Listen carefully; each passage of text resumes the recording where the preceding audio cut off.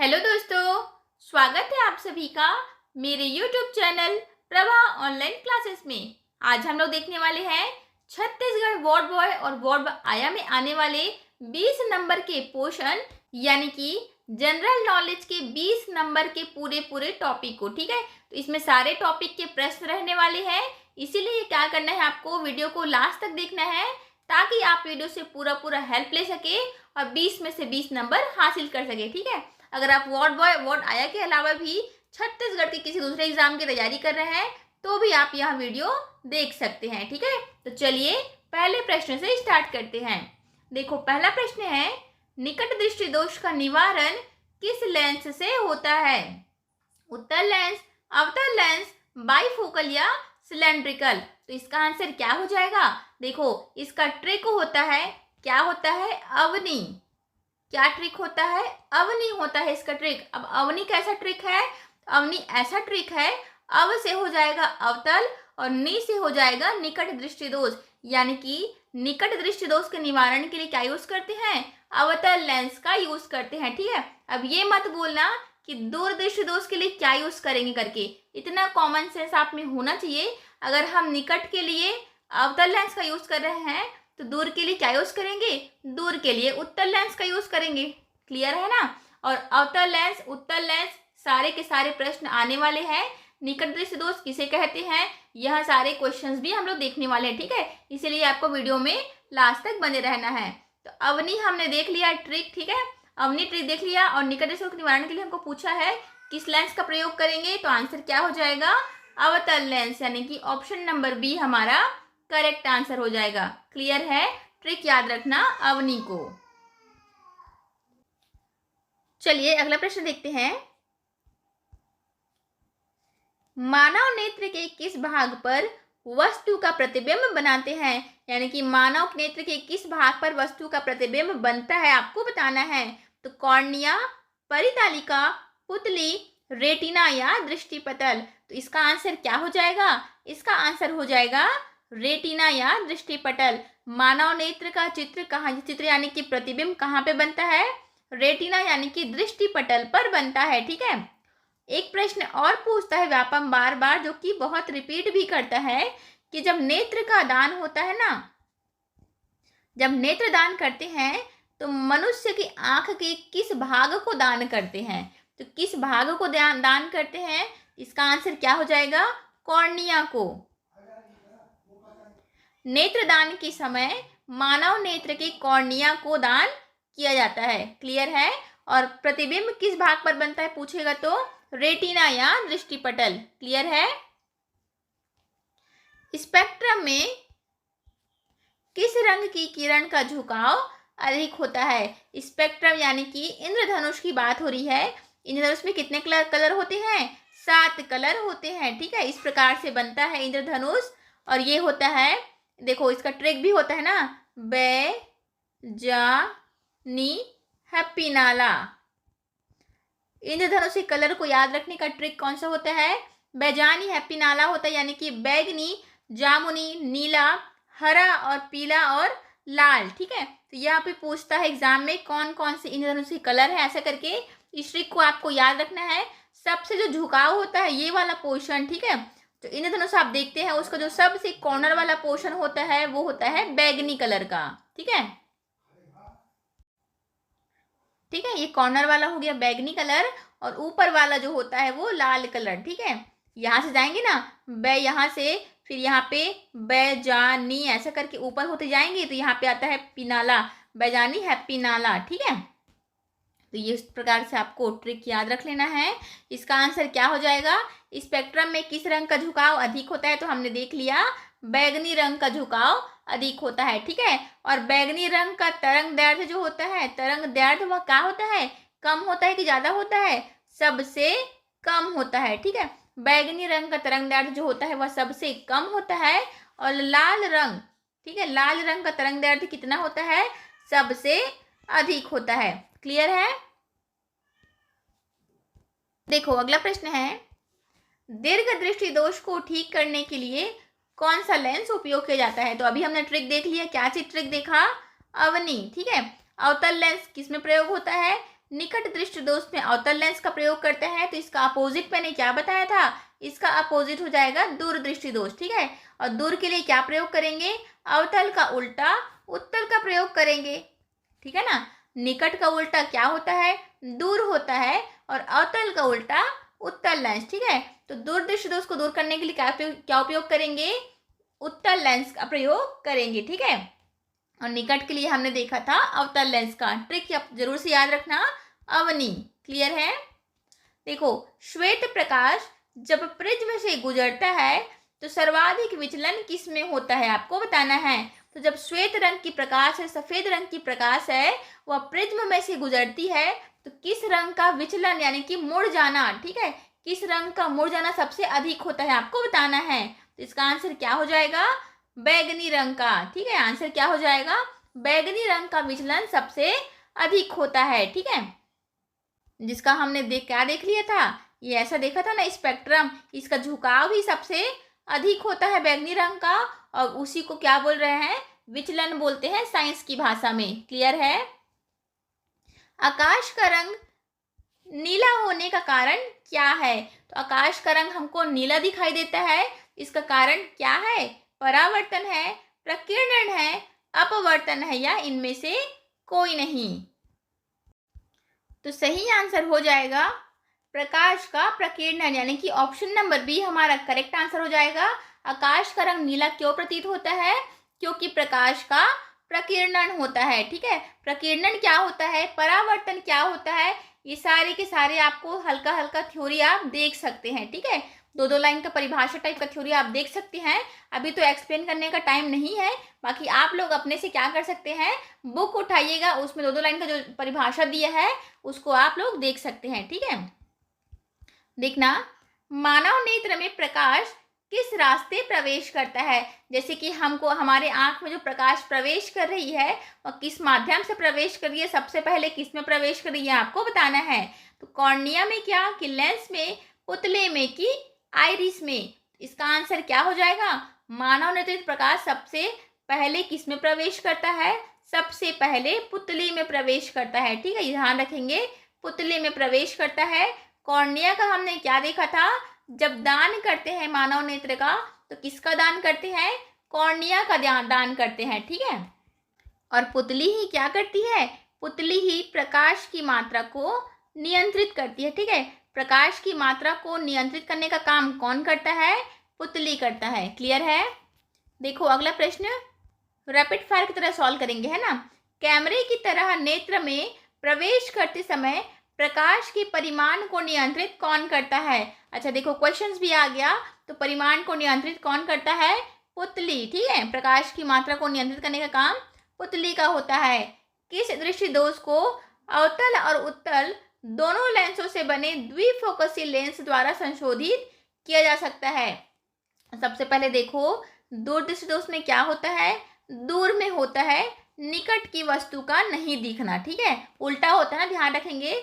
दूर दृष्टि दोष में निकट की वस्तु जो है वह दिखाई नहीं देती, निकट दृष्टि दोष में क्या होता है, दूर की वस्तु दिखाई नहीं देती। ठीक है, दूर दृष्टि दोष में यानी कि निकट की वस्तु यानी कि पास की वस्तु को नहीं देख सकते हैं, और किसी को अगर निकट दृष्टि दोष हुआ है तो वह दूर की वस्तु को नहीं देख सकता। ठीक है, लेकिन अगर किसी को जरा दृष्टि दोष हुआ है, ठीक है, जरा दृष्टि दोष, तो वो क्या होता है, उसको ना तो दूर की वस्तु दिखाई देती है और ना ही पास की वस्तु। ठीक है, तो ना तो दूर की वस्तु दिखाई देना और ना ही पास की वस्तु दिखाई देना, किन में होता है, यह अक्सर बुजुर्गों में होता है। ठीक है, आपने देखा होगा बुजुर्गों को द्विफोकसी यानी मोटा मोटा चश्मा लगा होता है, तो वही क्या होता है, द्विफोकसी लेंस रहता है। ठीक है, और इसी को क्या बोल रहे हैं, उसमें उत्तल लेंस का गुण भी होता है और अवतल लेंस का गुण भी रहता है। ठीक है, किसमें द्विफोकसी लेंस लगा होता है, यह दोष क्या कहलाता है, दूर दृष्टि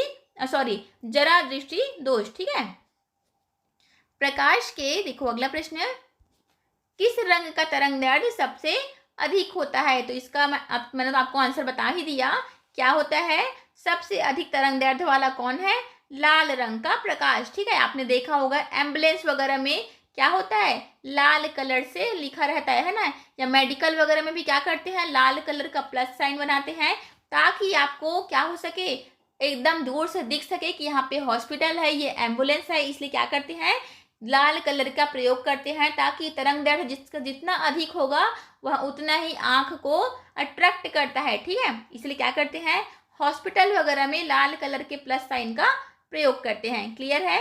और सबसे कम किसका होता है पूछ दिया, तो सबसे कम होता है बैगनी कलर का। क्लियर है। निम्नलिखित में से कौन बेकिंग पाउडर है, यानी कि बेकिंग पाउडर एक्चुअली में है क्या चीज, मिश्रण है, यौगिक है, तत्व है या मिश्र धातु है क्या, आपको बताना है। तो बेकिंग पाउडर क्या चीज है, बेकिंग पाउडर एक प्रकार का यौगिक है। ध्यान रखेंगे, बेकिंग पाउडर क्या है, यौगिक में आता है। ठीक है। निम्नलिखित में से कौन सूचक की तरह इस्तेमाल नहीं किया जा सकता। सूचक मतलब होता है जो आप लोग स्कूल कॉलेज में यूज करते हैं ना, मिथाइल ऑरेंज वगैरह हो गया, इसमें क्या करते हैं, 2-4 गुण आपको डालना रहता है, उसी सूचक की बात हो रही है। ठीक है, तो किसको हम लोग प्रयोग नहीं कर सकते, तो हल्दी का प्रयोग तो आपने किया ही होगा, मिथाइल ऑरेंज का तो बहुतायत में प्रयोग किए हैं, फिनोप्थिलिन का भी प्रयोग किए हैं, लेकिन कभी भी मूली का प्रयोग किए हैं क्या, प्रयोगशाला वगैरह में कभी भी मूली का प्रयोग किए हैं, नहीं। इसका आंसर क्या हो जाएगा, हमको कौन सा नहीं है यह बताना था। तो सूचक की तरह इस्तेमाल नहीं कर सकते मूली को। क्लियर है। पोटाश एलम खाली क्या होते हैं, पोटाश एलम क्या होते हैं आपको बताना है। एक साधारण लवक है, मिश्रित लवक है, अम्लीय लवक है या दिक लवण है। तो पोटाश एलम क्या होते हैं, पोटाश एलम होते हैं दिक लवण। ठीक है, पोटाश एलम को क्या कहते हैं, दिक लवण की श्रेणी में रखा गया है। क्लियर है। हमारा शरीर पीएच मान के किस परिसर में सही तरीके से कार्य करता है। तो हमारा शरीर जो है वो उसका पीएच मान जो है, बैलेंस पीएच मान कितना रहता है यह आपको बताना है।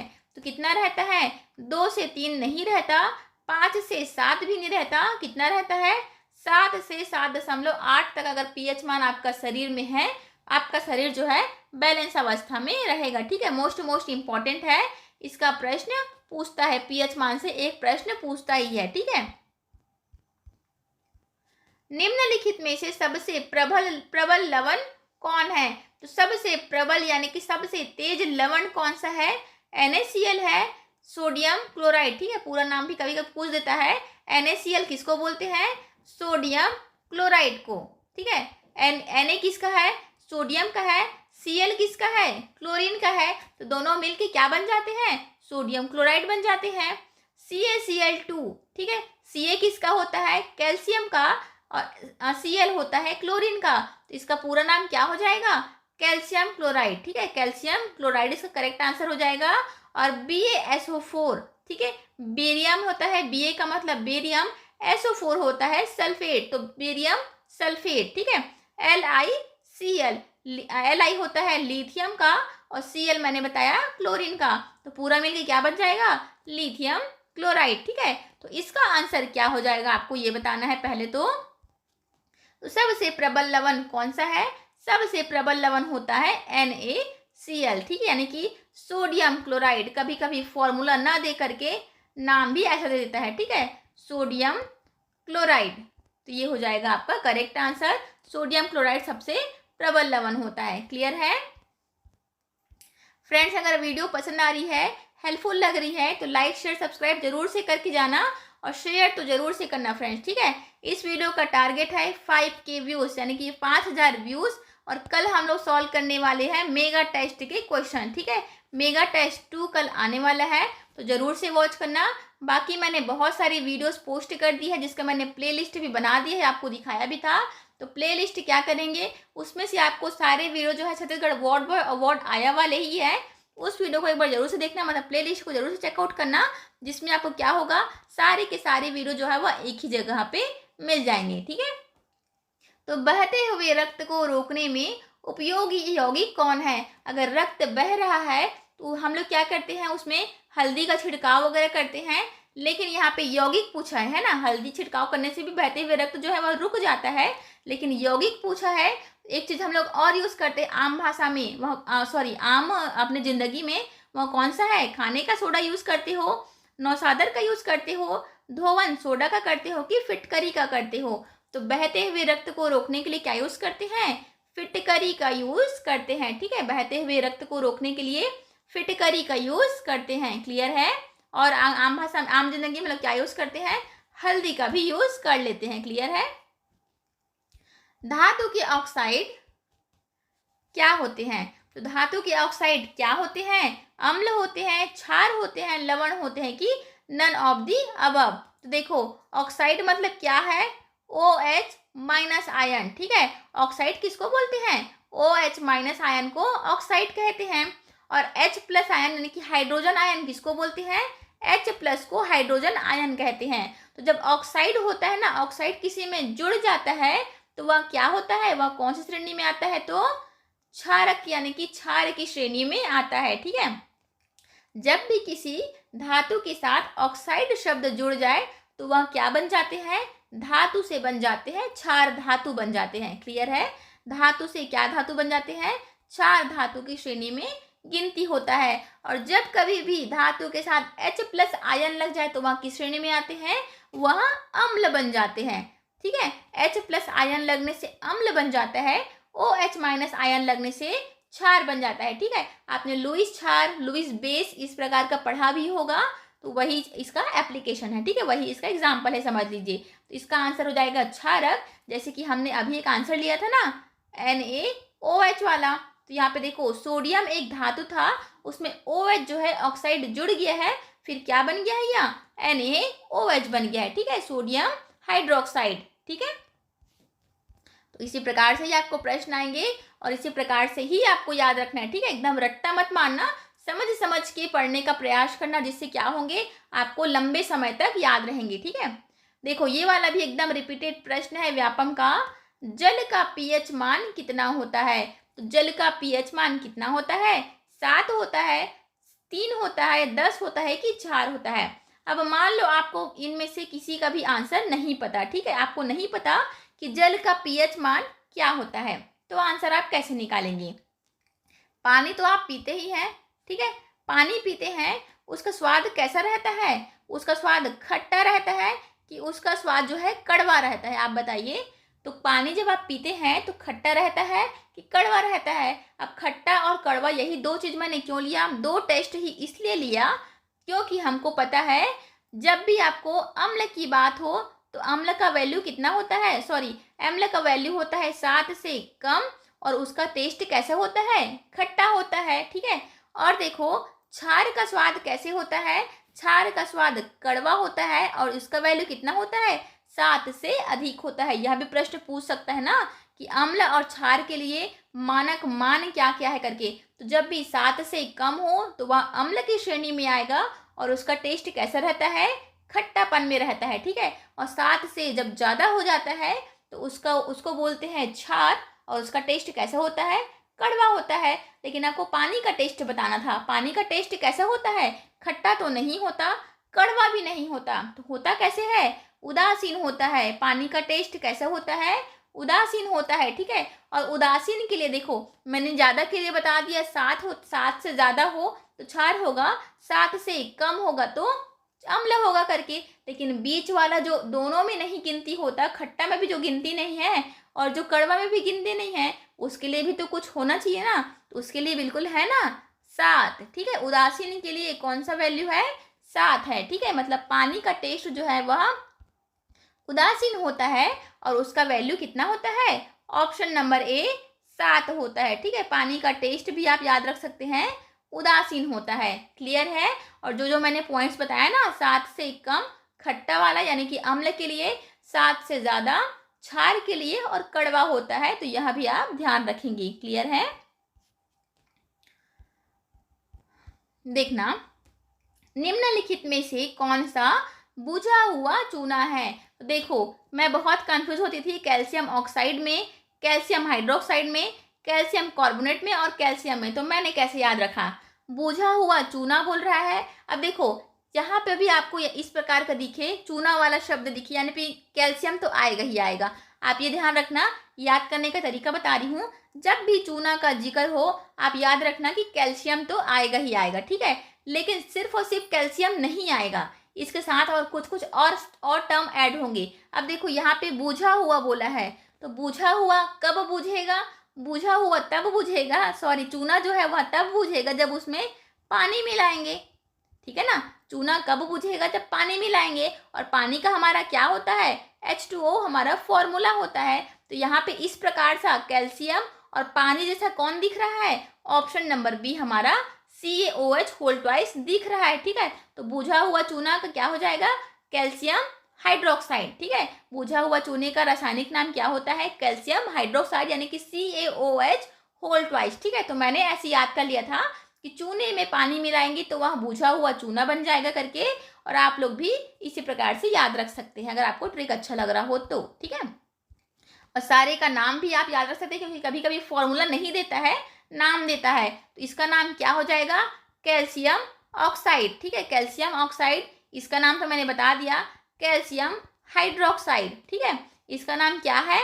कैल्शियम कार्बोनेट, क्लियर है। और ये तो सिंपल कैल्शियम है, ठीक है। Ca होता है कैल्शियम। तो सारे के सारे टर्म का आपको पूरा पूरा नाम याद रखना है, ठीक है। सारे टॉपिक से प्रश्न आने वाले फ्रेंड्स, वीडियो को लास्ट तक ही देखना, इसके बिल्कुल मत करना, ठीक है। विरंजक चूर्ण का रासायनिक सूत्र क्या होता है? तो विरंजक चूर्ण का रासायनिक सूत्र क्या होता है? CaCl2 CaO CaOCl2 यानी या CaOCl। तो इसका रासायनिक सूत्र क्या होता है? CaOCl2, ठीक है। क्या होता है? CaOCl2। विरंजक चूर्ण का रासायनिक सूत्र होता है CaOCl2, क्लियर है। देखना, चींटी के डंक और नेटल के डंक में कौन सा अम्ल पाया जाता है? जब आपको चींटी काटती होंगी तो आपको एक हल्का सा वहां पे झुंझुनापन या कुछ चींटी काटती है तो क्या होता है? खुजलाता है, वहां पे दर्द देता है। तो वह कौन सा अम्ल छोड़ती है, यह आपको बताना है। तो वह छोड़ती है लैक्टिक अम्ल, ठीक है। वह छोड़ती है लैक्टिक अम्ल, इसीलिए हमको क्या होता है? वहां पे दर्द देता है। जब भी चींटी काटती है तो वहां पे वो लैक्टिक अम्ल छोड़ देती है, इसीलिए हमको क्या होता है? दर्द देता है, ठीक है। टमाटर में कौन सा अम्ल होता है? टमाटर में होता है टार्टरिक अम्ल, ठीक है। टमाटर में कौन सा अम्ल पाया जाता है? टमाटर में टार्टरिक अम्ल पाया जाता है। और चींटी में क्या पाया जाता है? चींटी के डंक में लैक्टिक अम्ल पाया जाता है, ठीक है। दूध में भी लैक्टिक अम्ल होता है, ठीक है। दूध में भी क्या होता है? लैक्टिक अम्ल होता है, क्लियर है। अच्छा, नींबू में भी याद रखो, ये वाला प्रश्न पूछा था। नींबू में कौन सा अम्ल पाया जाता है?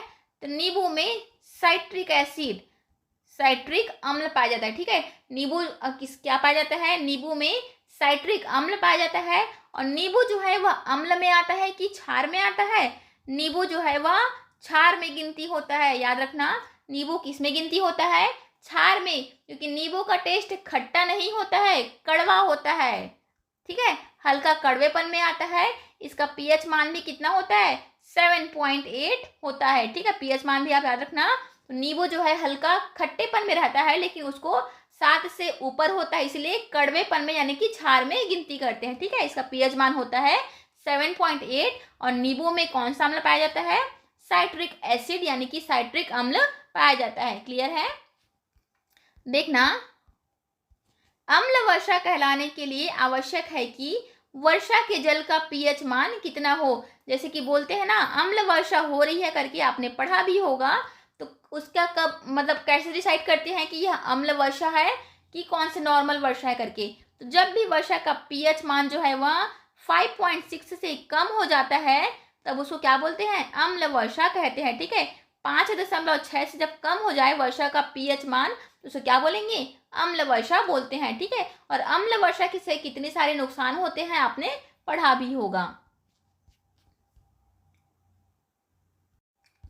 देखिए, अगला प्रश्न है, ग्लूकोज का रासायनिक सूत्र क्या होता है? तो ग्लूकोज का रासायनिक सूत्र क्या है? डायरेक्टली आपको आंसर बता रही हूँ, C6H12O6। क्या चीज? C6H12O6, ये होता है ग्लूकोज का रासायनिक सूत्र, ठीक है। आपको एकदम ध्यान रखना, ये भी प्रश्न पूछ चुका है। C6H12O6 किसका है? ग्लूकोज का रासायनिक सूत्र होता है, ठीक है। निम्नलिखित में से कौन सा आयन लाल लिटमस को नीला कर देता है? ठीक है, अब देखो, आपने पढ़ा है अम्ल और क्षार वाला, है ना। तो अम्ल क्या करता है, नीला लिटमस को, नीला को लाल कौन करता है, अम्ल करता है। और लाल को नीला कौन करता है, लाल को नीला करता है क्षार। एकदम इम्पॉर्टेंट है, ध्यान रखना। कौन सा आयन करता है, अम्ल वाला आयन जो होता है वह नीले को लाल करता है, और क्षार वाला जो आयन होता है वह लाल को नीला करता है, ठीक है। अब यहाँ पे देखो, अब आपके ऑप्शंस में क्या है, यहाँ पे अम्ल क्षार तो दिया नहीं है, आपको फॉर्मूला के हिसाब से दिया है। तो H+ आयन मैंने अभी बताया था। H आयन क्या चीज के लिए यूज होता है, अम्ल के लिए यूज होता है। OH किसके लिए यूज होता है, क्षार के लिए यूज होता है। तो आपको आंसर क्या लेना है, लाल लिटमस को नीला कौन करता है पूछ रहा है ना। तो लाल को नीला कौन करता है, क्षार करता है। और क्षार के लिए क्या यूज होता है, हाइड्रोक्साइड आयन यानी कि OH- आयन यूज होता है। क्लियर हो गया। तो इसी प्रकार से याद रखना आप लोग सारे के सारे क्वेश्चंस को। और देखो, ग्लोबल वार्मिंग के लिए उत्तरदायी गैस कौन सी है। ग्लोबल वार्मिंग जो इतना बढ़ रहा है, पृथ्वी का तापमान बढ़ रहा है, उसके लिए कौन सी गैस सबसे ज्यादा उत्तरदायी है वह आपको बताना है। तो नाइट्रोजन है, ऑक्सीजन है, आर्गन है कि कार्बन डाइऑक्साइड है। तो इसका आंसर क्या हो जाएगा, ग्लोबल वार्मिंग में सबसे ज्यादा उत्तरदायी गैसेस कौन सी है, कार्बन डाइऑक्साइड गैसेस है, ठीक है। देखो, ये वाला प्रश्न अच्छा प्रश्न है। निम्न में से कौन पर्यावरण मित्र व्यवहार कहलाते हैं। तो कौन सा इनमें से चारों ऑप्शन में से पर्यावरण मित्र व्यवहार कहलाते हैं, यानी कि आपको कौन सा व्यवहार करना चाहिए जो पर्यावरण के प्रति अच्छा हो, सजग हो, इस प्रकार का आपको पूछ रहा है। तो देखो, बाजार जाते समय सामान के लिए कपड़े का थैला ले जाना, बिल्कुल करेक्ट, ठीक है। प्लास्टिक बैन हुआ था बीच में, आप लोगों को पता होगा। तो प्लास्टिक बैन किए थे और कपड़े का थैला यूज करने बोल रहे थे, ठीक है। तो क्या है, बाजार जाते समय हमको क्या करना चाहिए, कपड़े का थैला लेकर जाना चाहिए। तो यहाँ तो हाँ, पर्यावरण के लिए बहुत ही अच्छा है, ठीक है। तो ऑप्शन नंबर ए तो हमारा करेक्ट हो गया। कार्य समाप्त हो जाने पर लाइट बल्ब तथा पंखे का स्विच बंद कर देना, ठीक है। जैसे ही आप रूम से बाहर निकलते हैं, आपको क्या करना है, कमरे का जो भी स्विच ऑन है, फैन ऑन है, उसको बंद कर देना है, ताकि बिजली का खपत जो है, बिजली का खर्च है वह कम हो सके। तो यहाँ भी पर्यावरण के लिए बहुत ही अच्छा सूचक है, ठीक है। माँ द्वारा स्कूटर से विद्यालय छोड़ने के बजाय तुम्हारे विद्यालय तक पैदल जाना, ठीक है। अगर आपकी मम्मा आपको विद्यालय छोड़ने जाती है, स्कूल छोड़ने जाती है, तो पेट्रोल का खर्च हो रहा है ना, उससे बजाय आप क्या कर सकते हैं, विद्यालय तक पैदल जा सकते हैं, जिससे आपका भी क्या हो जाएगा, वॉकिंग हो जाएगा, है ना, और आपका भी हेल्थ ठीक रहेगा और पेट्रोल का खर्च भी बच जाएगा। तो यहाँ भी पर्यावरण के लिए अनुकूल है, मतलब उपरोक्त सभी हमारा करेक्ट आंसर हो जाएगा। समझ में आया ना कैसे कैसे आंसर लिए। आपको पर्यावरण मित्र व्यवहार मतलब जो भी पर्यावरण के लिए अनुकूल कार्य है उसको चुनना था। तो उपरोक्त में तो इसमें से सभी जो है पर्यावरण के लिए अनुकूल कार्य है, ठीक है। ओजोन परत पाई जाती है, यानी कि ओजोन परत जो है वह कहाँ पाई जाती है आपको बताना है। तो देखो, मैंने आपको बोला भी था, जितने भी यहाँ पे मंडल दिए गए हैं, जो भी आपको लेयर्स हैं, है ना, पर्यावरण में, उसके नाम को आप इंग्लिश में भी याद रखना करके, है ना। और पता नहीं आप लोगों ने याद रखा कि नहीं, जैसे कि क्षोभ मंडल होता है, समताप मंडल होता है। देखो यहाँ पे पूरा का पूरा इंग्लिश में दिया है, और एग्जाम में भी इंग्लिश में भी आ सकता है ना। ऐसा नहीं है कि इंग्लिश में ही आएगा, लेकिन हिंदी में भी आता है और इंग्लिश में भी आता है। तो वहाँ डिपेंड करता है पेपर सेट करने वाला कौन से मूड में है। तो ओजोन परत कहाँ पाई जाती है, तो इसका आंसर हो जाएगा स्ट्रेटोस्फियर में। ओजोन परत कहाँ पाई जाती है, स्ट्रेटोस्फियर में। और स्ट्रेटोस्फियर को ही क्या कहते हैं, स्ट्रेटोस्फियर को कहते हैं समताप मंडल, ठीक है। स्ट्रेटोस्फियर को क्या कहते हैं, समताप मंडल। और वहीं पे क्या पाई जाती है, ओजोन परत पाई जाती है, ठीक है। एक क्वेश्चन मैंने आपको और बताया था जो कि एग्जाम में पूछ चुका था कि समताप मंडल, सॉरी, हवाई जहाज जो है वह कहाँ उड़ती है करके, ठीक है। तो हवाई जहाज कहाँ उड़ती है, समताप मंडल में। हवाई जहाज जितने भी प्लेन्स आप देखते हैं वह कहाँ पे उड़ रही होती है, समताप मंडल में उड़ रही होती है। इसकी ऊंचाई कितनी है, 85 किलो के ऊपर जो है, सॉरी, किलोमीटर के ऊपर जितने भी आपको दिख रहे हैं वह समताप मंडल की श्रेणी में गिनती होता है। क्लियर है। और वर्षा भी इसी से होती है ना, समताप मंडल से ही होती है। किसी पारिस्थितिक तंत्र में ऊर्जा को ग्रहण करने वाले क्या होते हैं? तो ऊर्जा को जो ग्रहण करता है उसको क्या कहते हैं? उत्पादक कहेंगे, उपभोक्ता कहेंगे, अपघटनकर्ता कहेंगे या सूक्ष्मजीवी कहेंगे।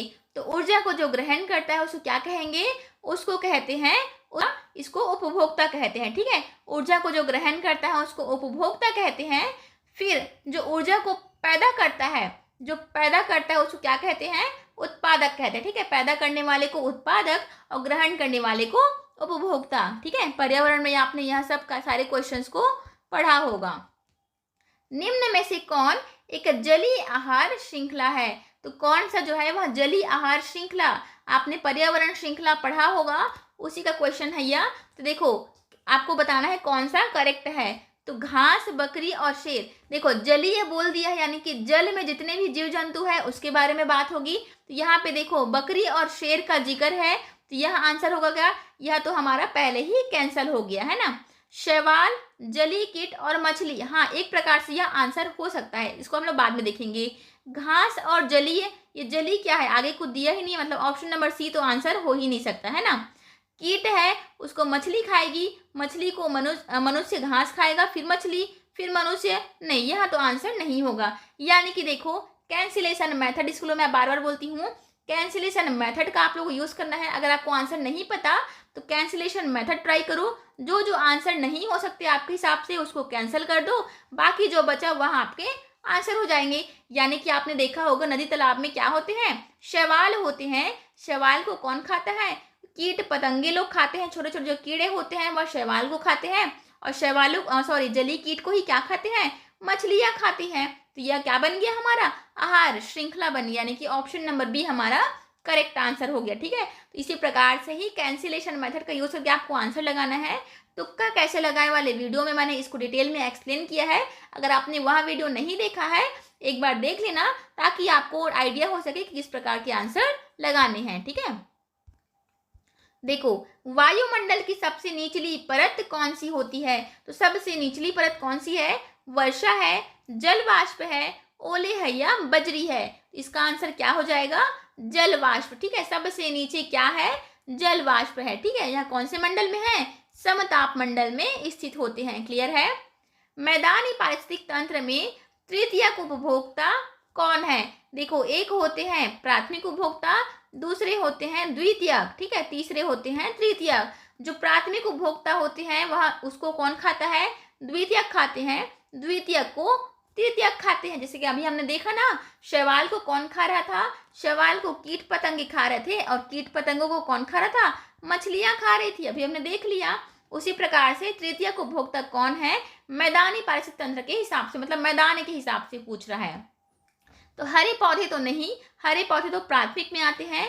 मेढक है, ग्रॉस हॉपर है कि सर्प है? ठीक है, ग्रॉस हॉपर नहीं होगा। हरे पौधे को कौन खाएगा? मेढक तो नहीं खाएगा। ठीक है, मेढक को कौन खाता है? सांप खाता है, यानी कि तृतीय को उपभोक्ता कौन हो गया? सांप हो गया। क्लियर है?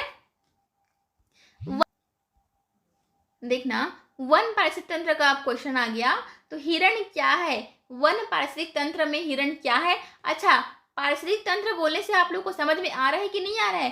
पारिस्थितिक तंत्र मतलब होता है जो श्रृंखलाएं होती है ना, जैसे कि हम लोग क्या करते हैं, हम लोग सब्जियां खा रहे हैं, ठीक है, नहीं हमारा एग्जाम्पल नहीं लेते हैं, गलत हो जाएगा। ठीक है, जैसे कि होता है घास, है ना, घास को कौन खाता है? घास को खाते हैं बकरी। ठीक है, बकरी को कौन खाता है? बकरी को खाते हैं शेर खाते हैं। तो इसी प्रकार से जो श्रृंखला चलती है उसी को खाद्य श्रृंखला या पारिस्थितिक तंत्र बोलते हैं। ठीक है, इतना आपको याद आया, आपने पढ़ा है सारे के सारे, है ना, भले आपको रिकॉल नहीं हो पा रहा होगा। तो वन पारिस्थितिक तंत्र में हिरण क्या है वह आपको बताना है। तो उत्पादक है क्या? नहीं। देखो सबसे पहले हिरण क्या खाता है? हिरण खाते हैं घास को। ठीक है, और उत्पादक है क्या? नहीं। अगर यहाँ पे घास देता तब हम इसको उत्पादक लेते, तो उत्पादक तो आंसर नहीं होगा। घास को कौन खाता है? हिरण खाता है, इसलिए यहाँ प्राथमिक उपभोक्ता की श्रेणी में आ जाएगा। ठीक है, द्वितीयक नहीं होगा, तृतीयक भी नहीं होगा, क्या हो जाएगा? प्राथमिक उपभोक्ता हिरण होते हैं। क्लियर है? निम्न में से कौन एक जैविक प्रक्रम द्वारा अपघटित होने वाले पदार्थ है? तो जैविक प्रक्रम द्वारा कौन अपघटित होते हैं? सूखे घास पत्ते, पॉलीथीन गैसेस, रबड़, प्लास्टिक की बोतलें। तो देखो अपघटित होना मतलब होता है गल जाना। ठीक है, अपघटित होना मतलब होता है गल जाना। तो कौन सा ऐसा पदार्थ है इन चारों में से जो गल जाते हैं? तो प्लास्टिक की बोतलें तो नहीं गलती है, रबड़ भी नहीं गलता है, पॉलीथीन गैसेस भी नहीं बढ़ती है। तभी तो बोला जाता है ना कि पॉलीथीन का यूज़ कम से कम करके क्या करना है, कपड़े के थैले का यूज़ करना है करके, इसीलिए बोलते क्योंकि वहाँ गलती नहीं है जल्दी से, है ना। तो इसका आंसर क्या हो जाएगा? सूखे घास पत्ते जल्दी से अपघटित होने वाले पदार्थ की श्रेणी में आते हैं। ठीक है।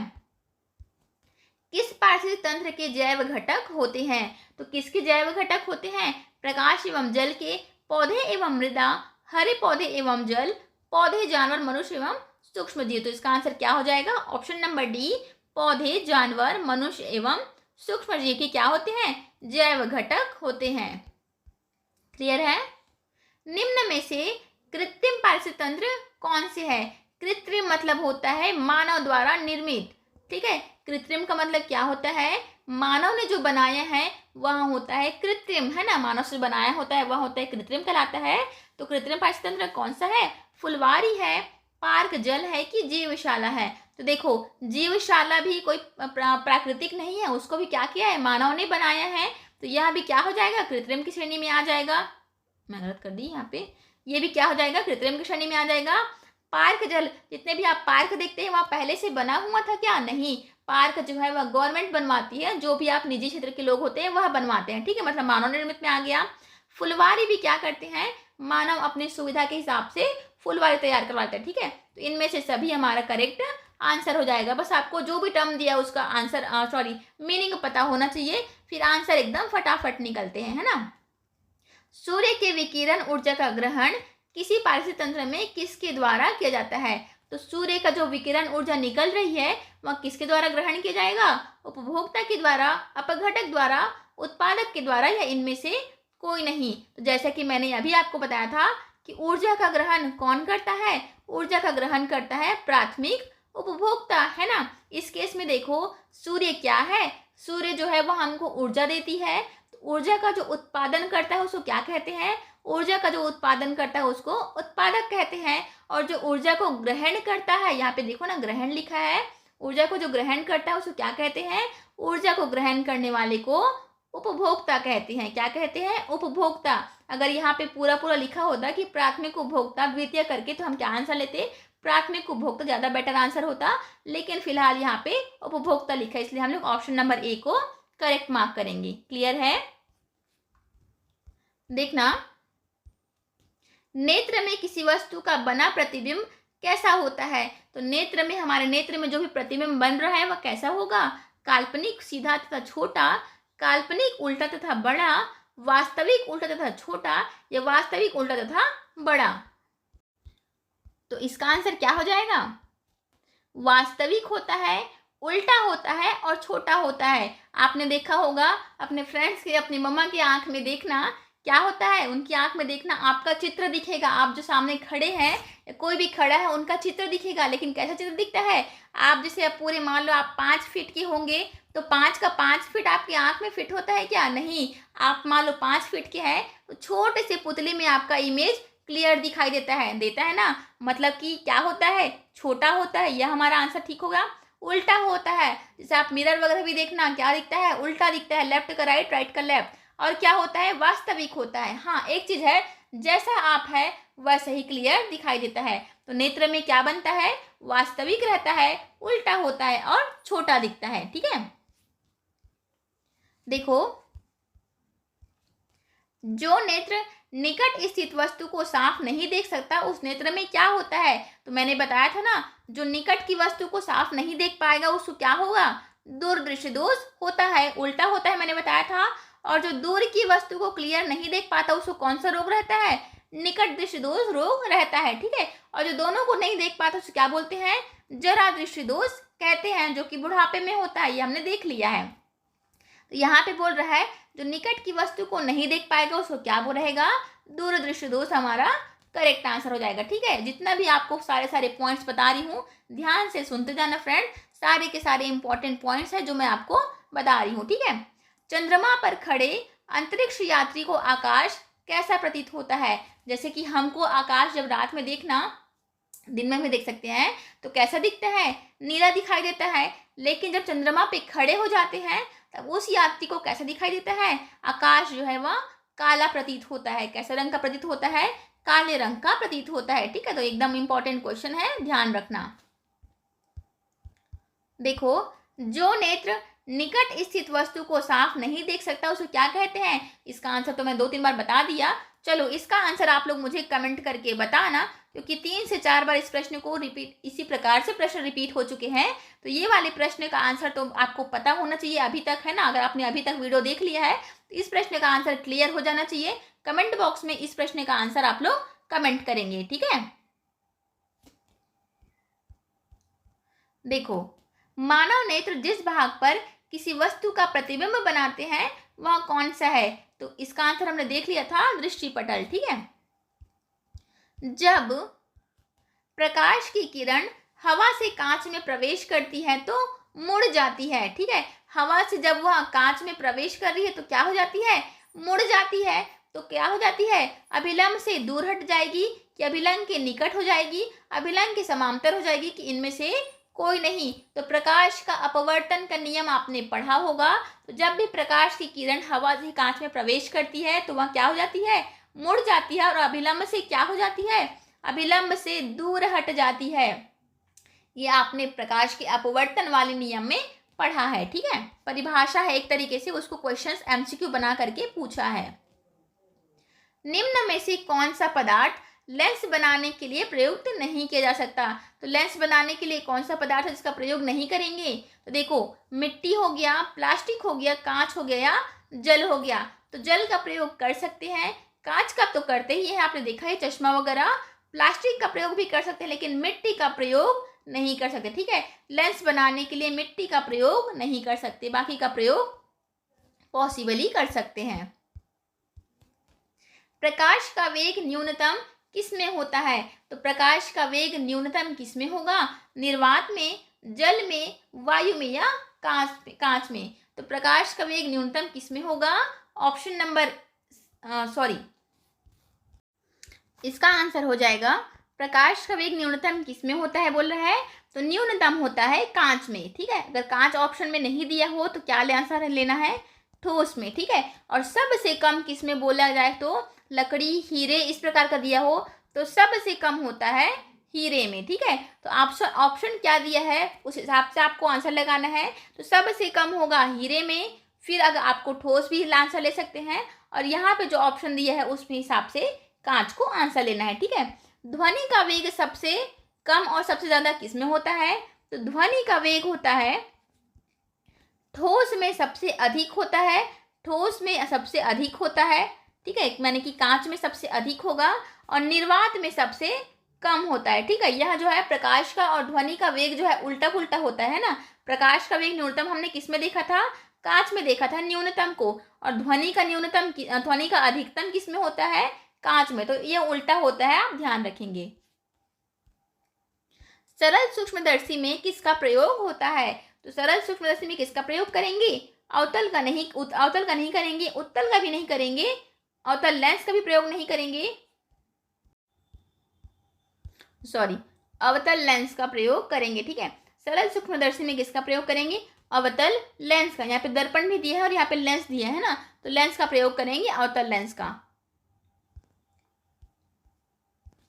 प्रकाश का वर्ण विक्षेपण किस उपकरण से संभव होता है? ठीक है, वर्ण विक्षेपण मतलब होता है प्रकाश का फैल जाना।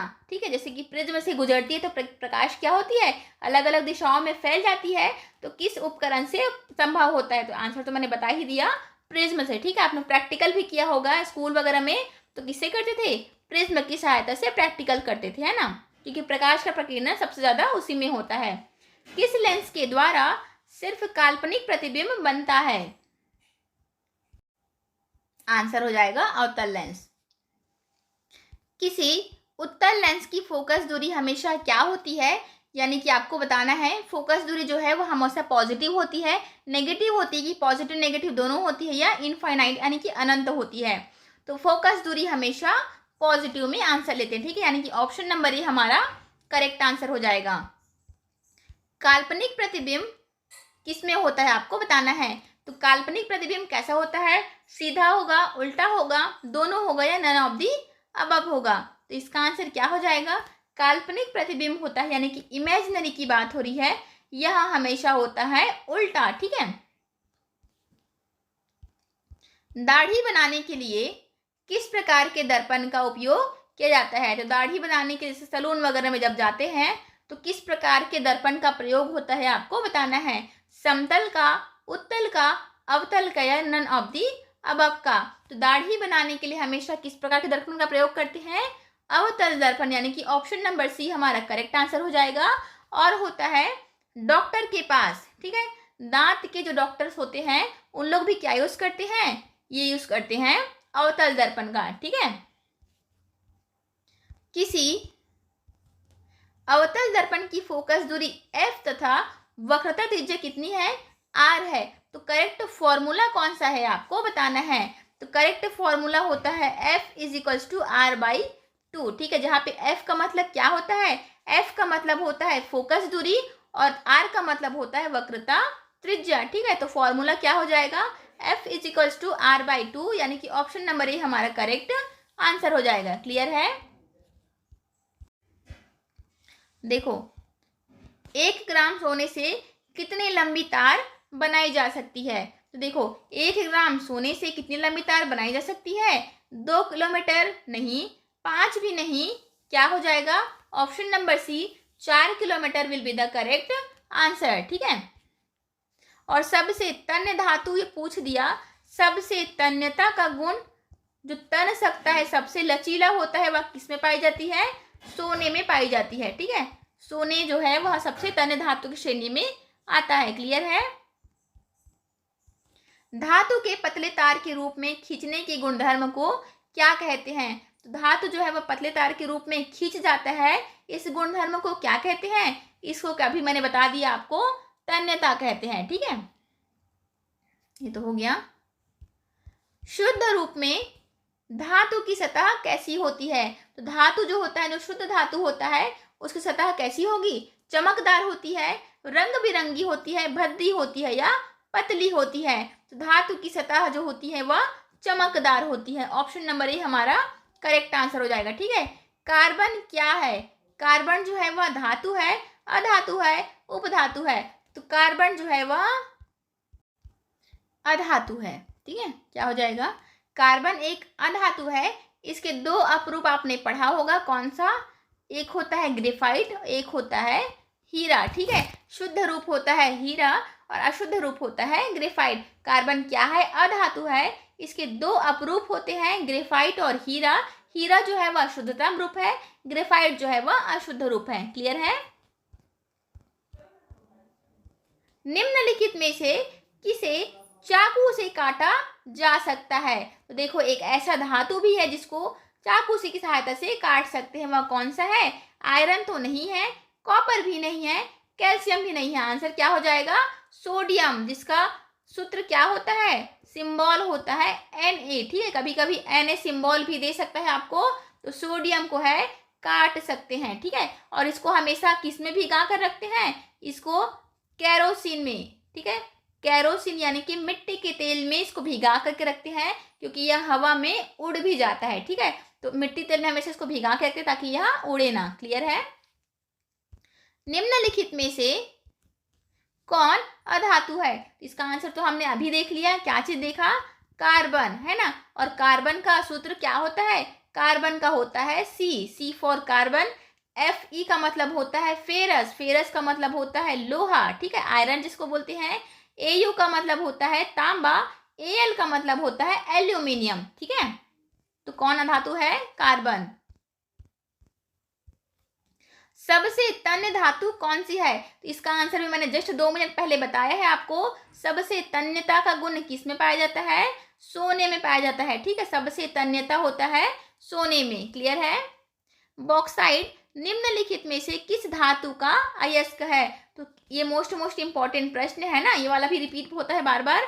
तो बॉक्साइट जो है निम्न में से किस धातु का अयस्क है? मैग्नीशियम का तो नहीं है, सोडियम का भी नहीं है, बेरियम का भी नहीं है। किसका हो जाएगा? ऑप्शन नंबर सी एल्यूमिनियम का। ठीक है, एल्यूमिनियम के अयस्क को क्या कहते हैं? बॉक्साइट कहते हैं। ठीक है, और हेमेटाइट, मैग्नेटाइट, ठीक है, और पायराइट यह किसका अयस्क है, यह भी मोस्ट इंपॉर्टेंट है, एग्जाम में पूछता है। हेमेटाइट मैग्नेटाइट जो है वह किसका अयस्क है, तो लोहे का, ठीक है। फेरस जिसको बोलते हैं Fe, तीनों एक ही नाम है। फेरस हो गया, लोहा हो गया, या क्या बताया मैंने, फेरस है ना, ये बता दिया, Fe बता दिया, किसका अयस्क है, हेमेटाइट मैग्नेटाइट, है ना। और एल्यूमिनियम का हमने देख लिया, बॉक्साइट किसका अयस्क है, एल्यूमिनियम का, ठीक है। कौन सा अधातु कमरे के ताप पर द्रव होता है, तो कमरे के ताप पर द्रव अवस्था में कौन सी पाई जाती है, ब्रोमीन है, पारा है, तांबा है, या एल्यूमिनियम है।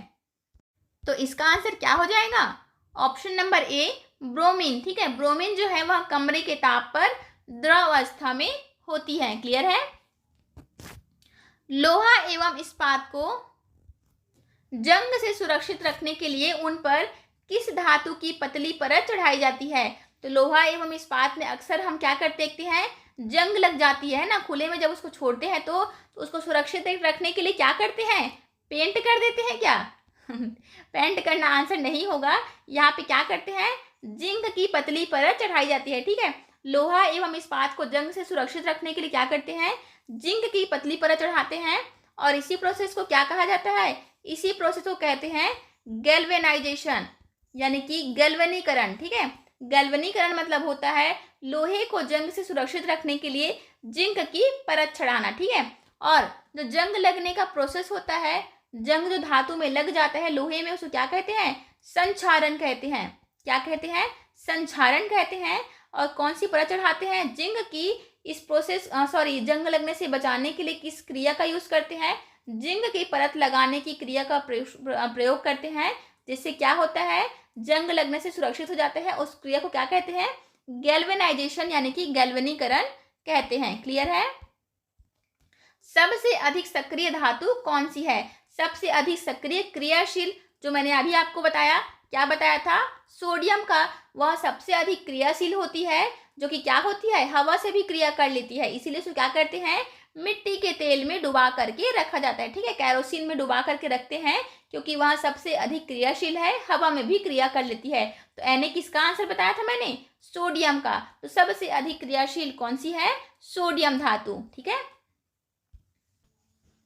देखो अगला प्रश्न है, निम्नलिखित में से कौन सबसे अधिक अभिक्रियाशील धातु है, यानी कि जो हमने प्रश्न देखा था ना, सक्रिय धातु कौन सा है, सबसे सक्रिय धातु कौन सा है करके, उसी को यहाँ पे अभिक्रियाशील बोल दिया है, ठीक है। तो इसका आंसर तो हमने देख लिया है, क्या चीज, सोडियम, यानी कि Na जो है वह सबसे अभिक्रियाशील या सबसे सक्रिय धातु है, क्लियर है। देखो ग्रेफाइट क्या होता है आपको बताना है, तो ग्रेफाइट क्या है, विद्युत का कुचालक है, विद्युत का सुचालक है, दोनों, यानी कि कुचालक और सुचालक दोनों है, या इनमें से कोई नहीं है। तो देखो इसका आंसर क्या हो जाएगा, इसका आंसर हो जाएगा विद्युत का सुचालक है। ग्रेफाइट क्या होता है, विद्युत का सुचालक होता है, क्लियर है। और ग्रेफाइट एक्चुअली में है क्या, ग्रेफाइट जो है वह कार्बन का अपरूप है, ठीक है। कार्बन का अपरूप, दो अपरूप होते हैं, मैंने आपको बता रखा है, एक होता है ग्रेफाइट, दूसरा होता है हीरा, है ना। हीरा जो है वह शुद्ध रूप है, ग्रेफाइट जो है वह अशुद्ध रूप में आता है। एक और क्वेश्चन पूछता है कि पेंसिल की लीड जो है वह किससे बनी होती है करके, जो लीड आप देखते हैं ना ग्रे कलर का, वही किससे बना होता है, ग्रेफाइट से बना होता है, क्लियर है। तो देखना अगला प्रश्न है, सीसा और टीन की मिश्र धातु को क्या कहते हैं, तो सीसा और टीन की मिश्र धातु को क्या कहते हैं, सोल्डर, स्टील, गन मेटल या उपधातु। तो इसका आंसर क्या हो जाएगा, ऑप्शन नंबर ए सोल्डर, ठीक है। क्या हो जाएगा, ऑप्शन नंबर ए सोल्डर को क्या कहते हैं, सीसा और टीन की मिश्र धातु का बना हुआ पदार्थ को क्या कहते, मिश्र धातु को क्या कहते हैं, सोल्डर कहते हैं, क्लियर है। और आपने सोल्डरिंग शब्द सुना होगा, सोल्डरिंग करते हैं, तो सोल्डरिंग ही क्या होता है, सोल्डर करने की प्रोसेसिंग को ही सोल्डरिंग कहते हैं, ठीक है। जैसे ज्वाइंट करना, किसी दो चीजों को ज्वाइंट किया जाता है पतले पतले तारों के माध्यम से, है ना, सीसा और टीन की मिश्र धातु से बना होता है, वही सोल्डरिंग, ठीक है। मलेरिया उत्पन्न करने वाला मच्छर यानी कि मादा एनाफिलिस किस तरह के जल में उत्पन्न होता है? तो मादा एनाफिलिस जो होता है यानी कि मच्छर, आम भाषा में कहे तो वह किस जल में उत्पन्न होता है?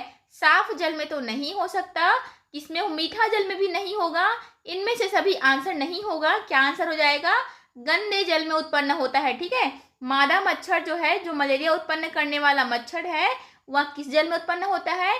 गंदे जल में। तभी आपने बारिशों में नोटिस जारी होता है, सुना होगा कि कूलर के पानी को साफ कीजिए, साफ स्वच्छ रखिए, इस प्रकार का नोटिस जारी होता है ना, उसी की बात हो रही। क्योंकि गंदे पानी में क्या होता है? मलेरिया पैदा करने वाले मच्छर उत्पन्न होते हैं। ठीक है, यहाँ पे आपको नाम भी पूछ सकता है कि मलेरिया पैदा करने वाले कौन से मच्छर है, तो इसका आंसर क्या हो जाएगा?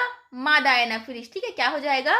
मादा Anopheles will be the correct answer. नर एनाफिलिस भी दे सकता है। ठीक है, तो नर वाला नहीं होता है, मतलब नर वाले काटने से मलेरिया नहीं होता है, मादा के काटने से मलेरिया होता है। क्लियर है?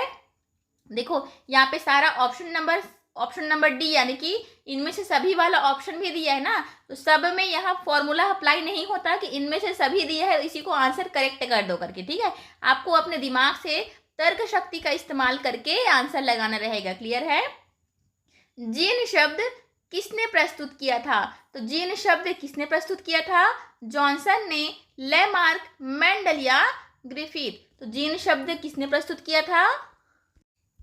इसका आंसर हो जाएगा जॉनसन ने। जीन शब्द किसने प्रस्तुत किया था? जॉनसन ने। ठीक है, गुणसूत्र बने होते हैं यानी कि गुणसूत्र किससे बने होते हैं? डीएनए से, डीएनए और आरएनए दोनों से, डीएनए प्रोटीन्स व आरएनए से, या इनमें से कोई नहीं। तो गुणसूत्र किससे बने होते हैं? केवल और केवल डीएनए से। ठीक है, गुणसूत्र की संरचना वाला आपने चैप्टर पढ़ा ही होगा, उसी में का यह प्रश्न है। ठीक है, देखो अगला प्रश्न है, जीन शब्द की प्रस्तावना किसने दी थी? ठीक है, उत्पत्ति यानी कि प्रस्तुत किसने किया था? हमने देख लिया जॉनसन ने किया था। और प्रस्तावना किसने दी थी? वॉटसन, वेंडेन, मेंडल या इनमें से कोई नहीं। तो इसका आंसर क्या हो जाएगा? मेंडल ने। प्रस्तावना किसने दी थी? मेंडल ने। ठीक है, जीन क्या है आपको बताना है। तो डीएनए का एक भाग है, आरएनए का एक भाग है, क्रोमोसोम का एक भाग है, या यकृत का एक भाग है। तो जीन क्या है? डीएनए का एक भाग है जीन। ठीक है, जीन क्या है? डीएनए का एक भाग है। और गुणसूत्र इसी को बोलते हैं। गुणसूत्र क्या है? डीएनए। गुणसूत्र जो हम लोग देखते हैं वही क्या है? डीएनए। ठीक है, कोशिका में पाया जाने वाला अनुवांशिक पदार्थ क्या है? तो कोशिका में क्या पाया जाता है? प्रोटीन, कार्बोहाइड्रेट, आरएनए या डीएनए। तो कोशिका में पाया जाने वाला अनुवांशिक पदार्थ होता है डीएनए। ठीक है, क्या होता है? डीएनए। जैसे कि हम लोग टीवी सीरियल वगैरह में देखते हैं पेरेंटहुड। ठीक है, यानी कि पिताजी का एक्चुअली पता लगाने के लिए क्या करते हैं? डीएनए का टेस्ट करवाते हैं, है ना, ताकि इसके पिताजी कौन है इसे पता चल सके करके डीएनए का टेस्ट करवाते हैं। तो यही क्या है? अनुवांशिक होता है। ठीक है, तो डीएनए क्या है? पेरेंटहुड का टेस्ट करने के लिए होता है। ठीक है, वर्तमान प्राणियों में कुछ ऐसी संरचनाएं पाई जाती है जिनका शरीर में अब कोई उपयोग नहीं रह जाता। तो ऐसी संरचनाओं को क्या कहते हैं? मतलब ये बोल रहा है कुछ ऐसी संरचनाएं होती है हमारे शरीर में जिनका अब कोई भी उपयोग नहीं होता है। ऐसी संरचना को, ऐसी बॉडी पार्ट्स को क्या कहते हैं आपको बताना है। तो समजात अंग नहीं कहते हैं, क्या कहते हैं? अवशेषी अंग। ठीक है, अवशेष मतलब क्या होता है? जैसे कि अगर हम आम भाषा में बोले तो अवशेष मतलब क्या होता है? जो हमारे यूजफुल नहीं रह गया है, जो हमारे लिए यूजफुल नहीं रह गया है, उसी को अवशेष बोलते हैं। इसी प्रकार से आप याद रख सकते हैं, जो हमारे शरीर में कुछ ऐसी संरचना है जो उपयोग के लिए नहीं रह गई है, उसको अवशेषी अंग बोलते हैं। क्लियर है?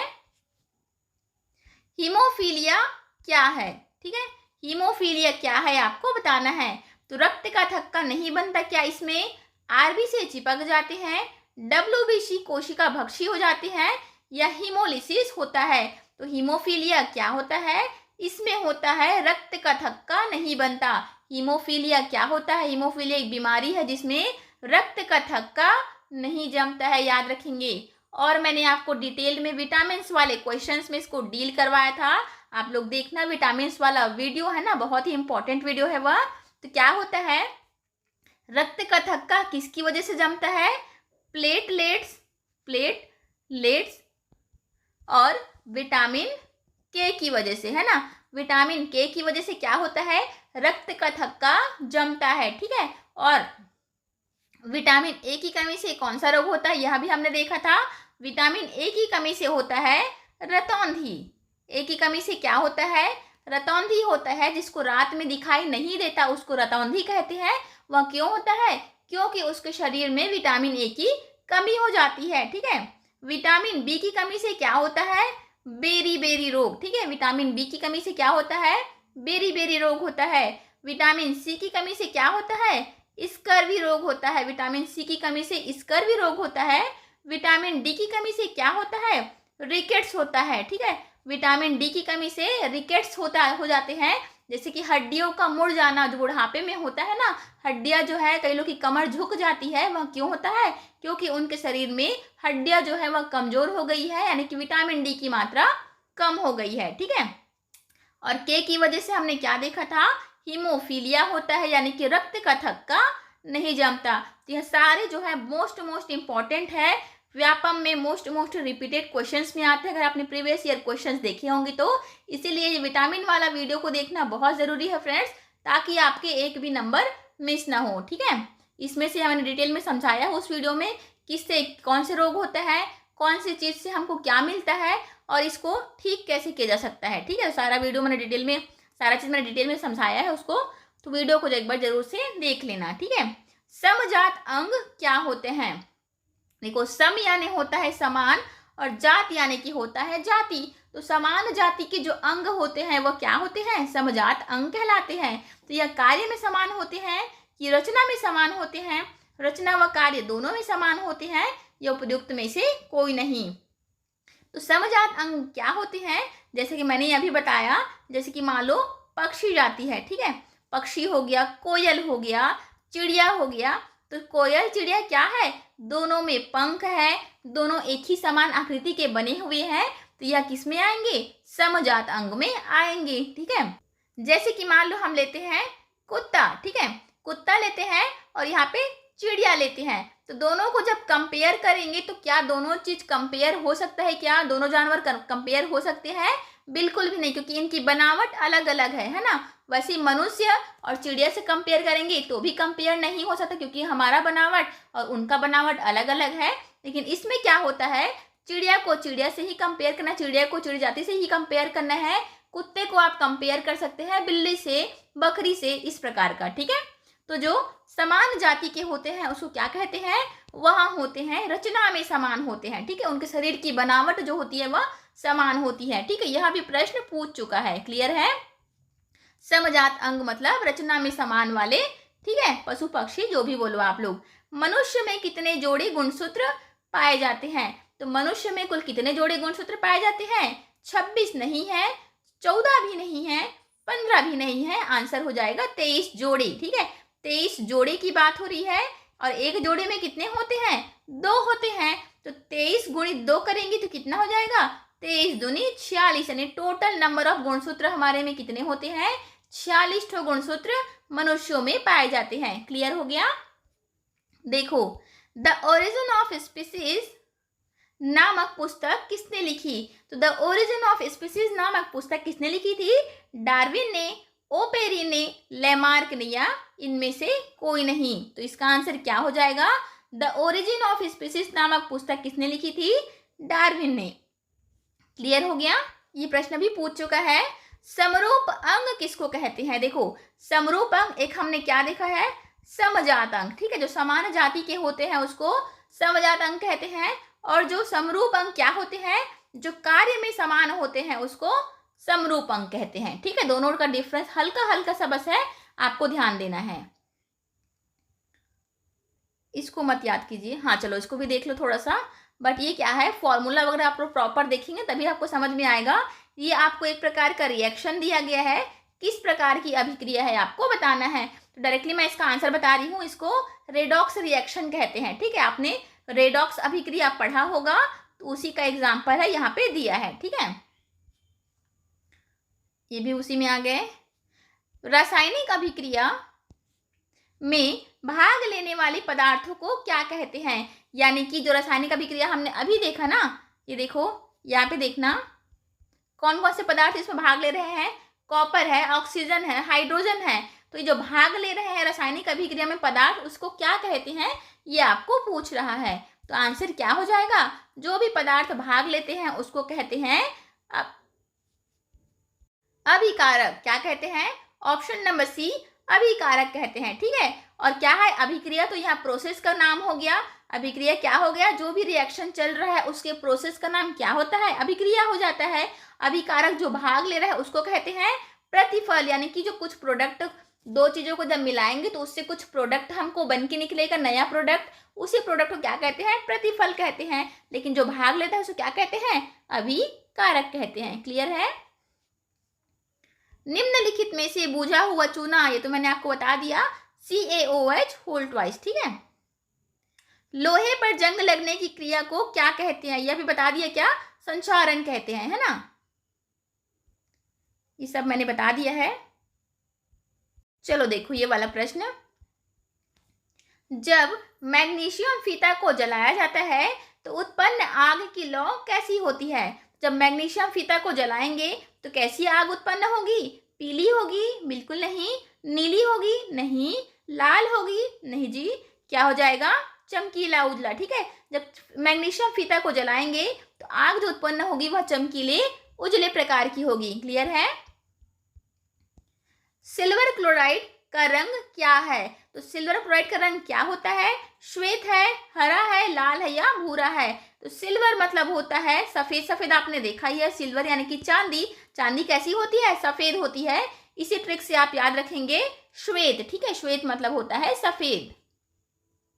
आलू चिप्स की थैली में कौन सी गैस भरी रहती है? तो आलू चिप्स की थैली में कौन सी गैस भरी रहती है? ऑक्सीजन, नाइट्रोजन, हीलियम या मीथेन। तो मैंने आपको कितनी बार इस क्वेश्चन को करवा रखा है, चिप्स के पैकेट में कौन सी गैस भरी रहती है करके।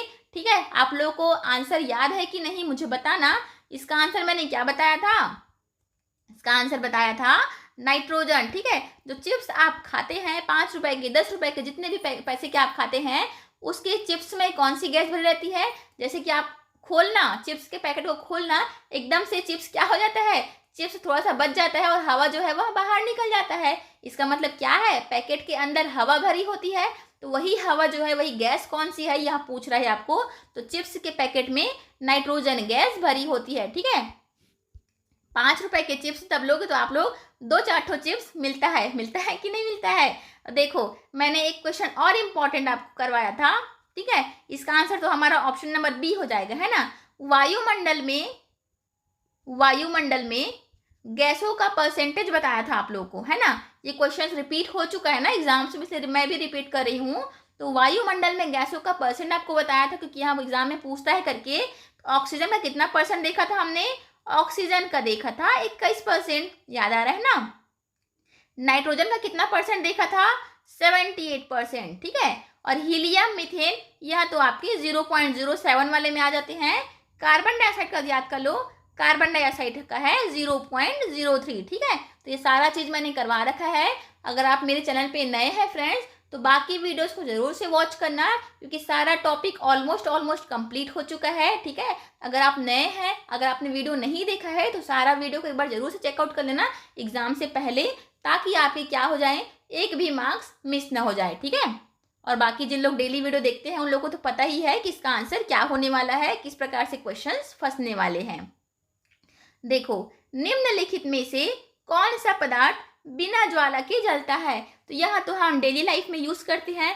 बिना ज्वाला के कौन सा पदार्थ जलता है? मोमबत्ती में तो ज्वाला होता है कि नहीं? मोमबत्ती में ज्वाला होता है। केरोसिन यानी कि मिट्टी का तेल जलाते हैं तो भी इसमें ज्वाला उत्पन्न होता है। मीथेन गैस का हमको थोड़ा सा डाउट हो सकता है, क्योंकि मीथेन गैस क्या है सब लोग नहीं देख पाते, है ना। लेकिन कोयला को तो देखते हो, कोयला में ज्वाला उत्पन्न होता है क्या? नहीं, उसमें धधकती है ना। आग जब लगाते हैं आप लोग तो क्या होता है, कोयला जो है उसमें ज्वाला उत्पन्न नहीं होती, वहां धधकता है अंदर अंदर ही। ठीक है। तो सही आंसर क्या हो जाएगा? कोयला। दूध की दही में बनना कैसा परिवर्तन कहलाता है? तो दूध से दही में बनना क्या होता है? एक तो आपने पढ़ा होगा भौतिक, है ना, एक पढ़ा है आपने रासायनिक, तो इसका आंसर क्या हो जाएगा? रासायनिक परिवर्तन कहलाता है। क्या हो जाएगा? रासायनिक परिवर्तन। रासायनिक परिवर्तन क्या होता है यह भी थोड़ा सा सुन लो, डिटेल में नहीं बताऊंगी, एकदम हल्का सा सुन लो। देखो, जब एक पदार्थ दूसरे पदार्थ में कन्वर्ट होता है, ठीक है, एक पदार्थ जो है दूसरे पदार्थ में कन्वर्ट होता है बिना अपने रूप रंग को चेंज किए, बिना अपने रूप रंग को चेंज किए बदलता है। लेकिन जैसे कि दूध जो है वह मीठा है, एक प्रकार का समझ लो, दही कैसा हो गया? खट्टा हो गया, अंदरूनी हुआ है, उसमें रासायनिक क्रिया हुई है ना। बाकी उसने अपना टेक्सचर चेंज किया है क्या? नहीं किया है, ठीक है। जितनी मात्रा दूध की थी उतना ही मात्रा दही की है, तो इसमें क्या लेंगे हम लोग? तब होती है रासायनिक क्रिया होती है। लेकिन जब कोई पदार्थ को हम लोग चेंज हो जाता है, मान लो संक्षारण की वजह से, कहना चाहिए भौतिक रूप से, वायुमंडल की, वातावरण की वजह से, तब क्या करता है वह अपना एकदम से रूप ही बदल लेता है, ठीक है। मान लो हमने ए दिया था, मान लो यहाँ पे ए था, एकदम से बी प्रोडक्ट बन के तैयार हो रहा है, यानी कि उसकी शारीरिक अवस्था में भौतिक रूप से परिवर्तन हो जाता है। उसे क्या कहते हैं? भौतिक परिवर्तन कहते हैं, ठीक है। फिजिकल कह सकते हैं आप लोग, फिजिकल चेंजेस की वजह से। क्लियर है? तो रासायनिक परिवर्तन क्या होता है आपने समझ लिया, भौतिक परिवर्तन भी हल्का सा समझ लिया, ठीक है। बाकी डिटेल में तो आप लोग पढ़ते ही होंगे। इस प्रश्न को मत देखो, इसको भी छोड़ दो। फेरस सल्फेट क्रिस्टल का रंग कैसा होता है? तो फेरस सल्फेट क्रिस्टल का रंग कैसा होता है? श्वेत नहीं होता, भूरा नहीं होता, लाल भी नहीं होता, क्या होता है? हरा होता है। फेरस सल्फेट क्रिस्टल का रंग कैसा होता है? हरा होता है। और सिल्वर वाला हमने देखा था, उसका आंसर क्या था? श्वेत था, है ना। शाक सब्जियों को देखना, विघटित होकर कंपोस्ट बनना किस अभिक्रिया का उदाहरण है? विघटित मतलब क्या बना बताया था मैंने? गलना, है ना। विघटित होकर कंपोस्ट बनना किस अभिक्रिया का उदाहरण है? ऊष्माशोषी का नहीं है, ऊष्माक्षेपी का। ऊष्माक्षेपी क्या होती है? जिसमें कार्बन डाइऑक्साइड का उत्सर्जन होता है, उसको ऊष्माक्षेपी कहते हैं। और जब यही कंपोस्ट बनती है ना, तो यही क्या होती है? सड़े गले चीजों में परिवर्तित हो जाती है, ठीक है। साग सब्जियों के बारे में आप लोग जानते ही होंगे। ये तो हो गया। तो ठीक है फ्रेंड्स, आज के लिए इतना ही क्वेश्चंस रखते हैं। वीडियो कैसी लगी कमेंट बॉक्स में जरूर से बताना। ऐसे ही आपको लंबी लंबी क्लासेस चाहिए, वहाँ भी कमेंट कर देना, या छोटी छोटी जो 15 मिनट वाली वीडियो होती है जिसमें मैं एक ही टॉपिक को कवर करती हूँ, तो उस प्रकार की वीडियो चाहिए तो वहाँ भी बता सकती हो। बाकी कल आपको मिलेंगी मेगा टेस्ट, ठीक है, फॉर श्योर कल मेगा टेस्ट मिल जाएंगी। अभी मैं थोड़ा सा बाहर थी, इस वजह से अपलोड नहीं हो पा रहा था। बाकी आपको कल मेगा टेस्ट देखने को मिलेगा, तो ज़रूर से वॉच करना और अपने कितनी तैयारी हुई है यह ज़रूर से चेकआउट करना, ठीक है। तो चलिए मिलते हैं अगली वीडियो में।